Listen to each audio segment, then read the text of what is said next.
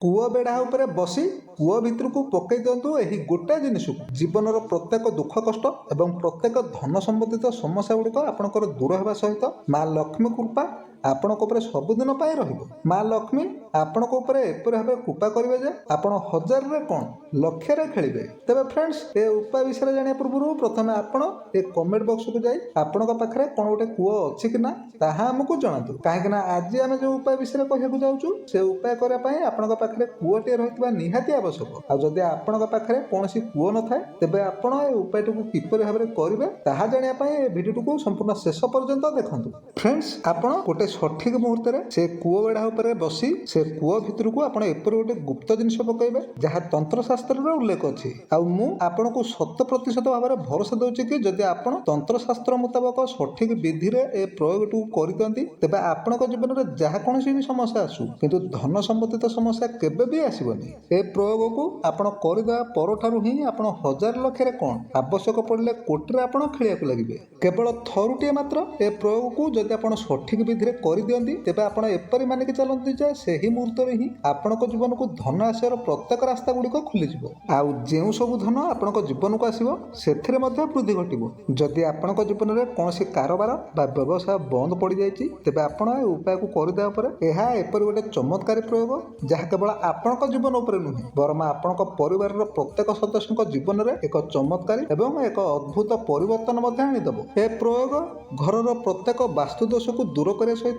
घरे कौन भी नकारात्मक शक्ति गुड़िक खूब शीघ्र दूर करदेव आउ जहाद्वारा घरे केबे भी कलह बा मानसिक अशांति घटबनी। फ्रेंड्स गोटे कथा आपण खूब भल भाव बुझी नियंतु आपण घरे जो कूଅ अच्छी से कूअटी सीधा सड़क भाव में आपण घर आर्थिक स्थिति सहित संबंध रखी। ज्योतिष शास्त्र में स्पष्ट भाव में उल्लेख अच्छी जदि आपण घर कूअटी कौन भूल जगह रही है तेबे यह आपण घर आर्थिक स्थिति को दुर्बल करदे सहित आपण घर वास्तुदोष सृष्टि करथाय। जदि आपण कूଅ को नहीं किसी सावधानता न रखती तेबे यही कूଅ ही आपण जीवन को संपूर्ण रूप से बर्बाद करदेव। किंतु ठीक तार विपरीत जदि आपण ये क्रियाटी को कूଅ उपर कर दियंती तेबे ये क्रिया आपण जीवन को संपूर्ण रूप से मालामाल करदेव। आपण जीवन को धन एते मात्रा आसो जे आपण कौन आपण सात पुरुष बसी खाइले सरीबनी। तेबे फ्रेंड्स जदि आपण कोटिपति बनिया को चाहती आपण चाहते कि आपण जीवन में केबे जेपरी दुख कष्ट न आसू आउ आपण ऊपर माँ लक्ष्मी कृपा एपरी भाव रही था जहाद्वारा आपण जीवन में जेपरी केबे भी धनर समस्या न आसे आपण जीवन को धन एते मात्रा आसू जेपरी सारा जीवन आपणकर धन संबंधित समस्या जेपरी न रहिबो। तेबे फ्रेंड्स ए उपायटी को आपण किपरि भाबरे करिवे एबे से विषय में जानि नियंतु। तेबे फ्रेंड्स ए प्रयोग करबा पई आपण सर्वप्रथम कौन सी गोटे शुभ दिन देखि सकाळु गाधोई पाधोई सारिया पर निज घर पाखरे थिबा कौन गोटे देवी मंदिर को चली जातु से जेकोसी देवी मंदिर हो पछे सेतरे कौनसी भी फरक नाही से माँ कालीकर हो माँ लक्ष्मीकर हो बा माँ मंगलांकर हो सेतरे किछि भी फरक पड़िबनी किंतु मंदिरटी जेपरि निज घर पाखरे किमा निज गाँव रे रहितबा निहाती आवश्यक।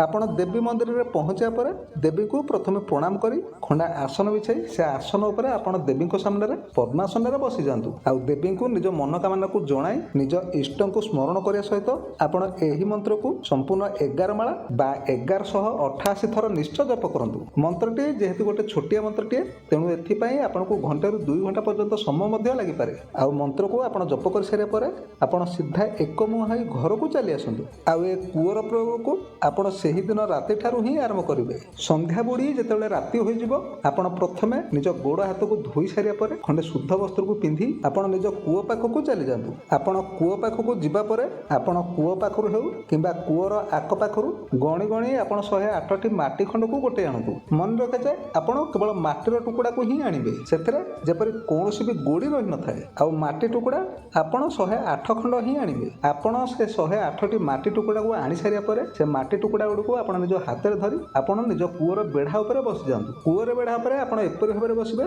जेपरि आपण गोड़ दुईटी से कूଅ भीतर को ओहली थिबा आवश्यक आ कूଅ बेढ़ा उपर बसिया समय आपणकर डाहाण गोड़ जेपरि बाम गोड़ उपर ही रहितबो आ आपणक मुह सेही दिग को रहिबो। मंदिर रे जे समय बसी आपण ए मंत्र को जप करथिले एहा परे आपण मंदिर रे जे मंत्र को जप करथिले सेही मंत्र को गोटे गोटे थर जप करे सहित से गोटे गोटे माटी टुकड़ा गुडे आपण कूअर पकाइबा आरंभ करदेबे। जेहेतु आपणक पाखरे 108 खंड माटी टुकड़ा ଥିଲା। ତେଣୁ ଆପଣ ଗୋଟି ଗୋଟି କରି 108 ଥର ଏ ମନ୍ତ୍ରକୁ ଜପ କରିବା ସହିତ ଗୋଟି ଗୋଟି କରି ସେ 108ଟି ଯାକ ମାଟି ଟୁକୁଡ଼ାକୁ ଆପଣ ସେ କୂଅରେ ପକାଇଦେବେ। ଆପଣ ଏତିକି କାମକୁ କରିସାରିବା ପରେ ସେ କୂଅ ପାଖରୁ ଆପଣ ଚୁପଚାପ ହୋଇକି ଚାଲି ଆସନ୍ତୁ। ଆଉ ଠିକ୍ ଏହିପରି ଭାବରେ ଆପଣ ସମ୍ପୂର୍ଣ୍ଣ 11 ଦିନ ପର୍ଯ୍ୟନ୍ତ ଏ ବିଧିକୁ କରିବେ। ଫ୍ରେଣ୍ଡସ୍, ଆପଣ ଦେଖିବେ ଆପଣ ଏ ଉପାୟକୁ କରିବାର ପ୍ରଥମ ଦିନରୁ ହିଁ ଏ ପ୍ରୟୋଗର ପ୍ରଭାବ ଆପଣଙ୍କ ଜୀବନ ଉପରେ ପଡ଼ିବାକୁ ଆରମ୍ଭ କରିବ।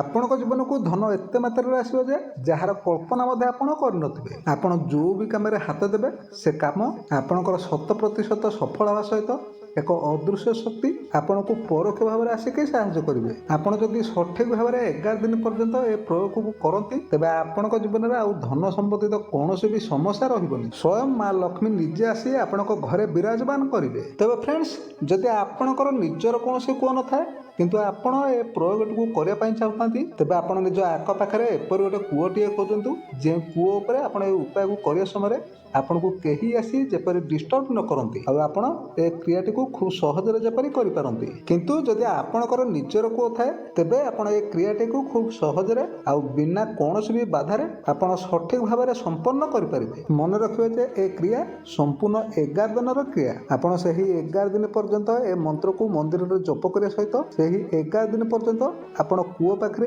ଏହି କ୍ରିୟାକୁ କରିବେ। ଆପଣ ଯଦି ମା ଲକ୍ଷ୍ମୀଙ୍କର କୃପା ପାଇ ନିଜେ ଧନବାନ ବନିବାକୁ ଚାହାନ୍ତି ତେବେ ଆପଣ ଥରୁଟେ କେବଳ ଏ କ୍ରିୟାଟିକୁ ନିଶ୍ଚୟ କରିକି ଦେଖନ୍ତୁ।